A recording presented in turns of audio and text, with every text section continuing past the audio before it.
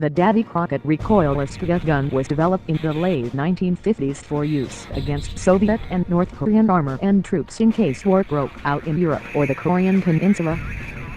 Davy Crockett sections were assigned to United States Army Europe and 8 United States Army armor and mechanized and non-mechanized infantry battalions. During alerts to the inner German border in the Fulda Gap, the Davy Crocketts accompanied their battalions. All V Corps, including 3rd Armored Division combat maneuver battalions, had pre-assigned positions in the Fulda Gap. These were known as GDP General Defense Plan positions. The Davy Crockett sections were included in these defensive deployment plans. In addition to the Davy Crockett's e.g., assigned to the 3rd Armored Division, V Corps had nuclear artillery rounds and atomic demolition mines, and these were also targeted on the Fulda Gap. On the Korean Peninsula, units assigned to Davy Crockett weapons primarily planned to use the passes that funneled armor as killing grounds, creating temporarily deadly radioactive zones roadblocked by destroyed tanks and other vehicles. The M388 round used a version of the Mk-54 warhead, a very small sub-kiloton fission device. The Mk-54 weighed about 51 pounds 23 kilograms with a yield equivalent to somewhere between 10 and 20 tons of TNT, close to a minimum practical size for a fission warhead, and comparable in yield to the largest conventional bombs developed at the time. The only selectable feature with either versions of the Davy Crockett M28 and M29 was the height of burst dial on the warhead.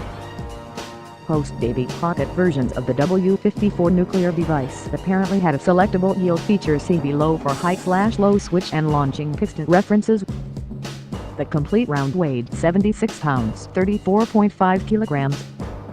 It was 31 in, 78.7 centimeters long with a diameter of 11 in, 28 centimeters at its widest point. The subcaliber piston at the back of the shell was inserted into the launcher's barrel for firing. The piston was considered a spigot prior to the discharge of the propellant cartridge in the recoilless gun chamber of the Davy Crockett. The M388 atomic projectile was mounted on the barrel-inserted spigot via bayonet slots. Once the propellant was discharged, the spigot became the launching piston for the M388 atomic projectile. The nuclear yield is hinted at in FM 9-11, Operation and Employment of the Davy Crockett Battlefield Missile, XM28/29 June 1963. The M388 could be launched from either of two launchers known as the Davy Crockett Weapon System S, the 4.7-inch 120mm M28, with a range of about 1.25 miles to kilometers, or the 6.1 in 155mm M29, with a range of 2.5 miles per kilometers. Both weapons used the same projectile, and were either mounted on a tripod launcher transported by an armored personnel carrier, or they were carried by a Jeep M38 and later M151. The Jeep was equipped with an attached launcher for the M28 or the M29, as required, whereas the Davy Crockett carried by an armored personnel carrier was set up in the field on a tripod away from the carrier. The Davy Crocketts were operated by a 3-man crew. In the 3rd Armored Division in Germany in the 1960s, many Davy Crockett sections, all of which were in the heavy mortar platoons, in headquarters companies of infantry or armor maneuver battalions, received what became a mix of M28 and M29 launchers. Eventually, the M28s were replaced by M29s, so that both the armored personnel carriers and the Jeeps carried the M29. A Davy Crockett casing preserved in the United States Army Ordnance Museum. Both recoilless guns proved to have poor accuracy in testing, so the shell's greatest effect would have been its extreme radiation hazard. The M388 would produce an almost instantly lethal radiation dosage in excess of 10,000 m, 100 SV within 500 feet 150 meters, and a probably fatal dose around 600 m, 6 SV within a quarter mile 400 meters.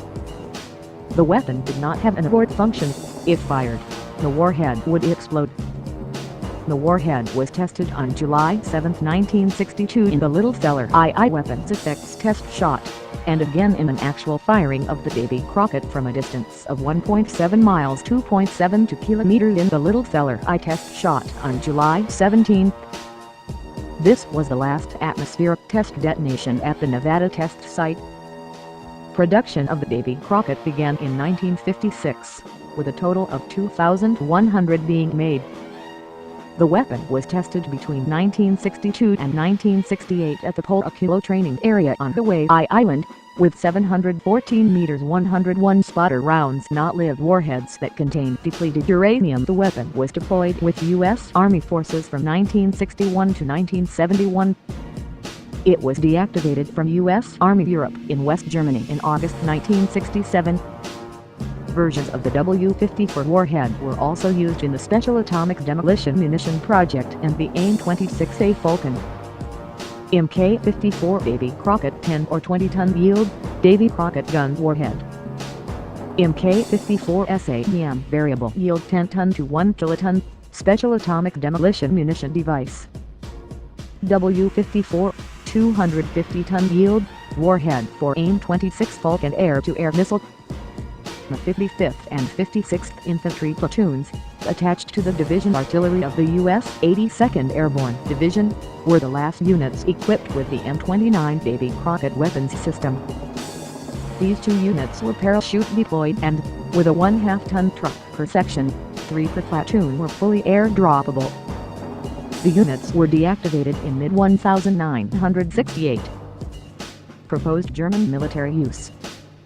One of the most fervent supporters of the Davy Crockett was West Germany's Defense Minister Franz Joseph Strauss, in the late 1950s and early 1960s.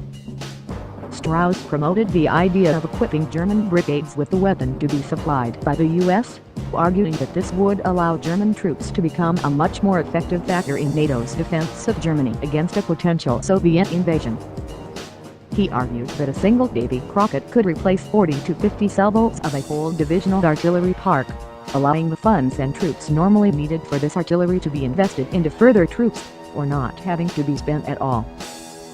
U.S. NATO commanders strongly opposed Strauss's ideas, as they would have made the use of tactical nuclear weapons almost mandatory in case of war, further reducing the ability of NATO to defend itself without resorting to atomic weapons.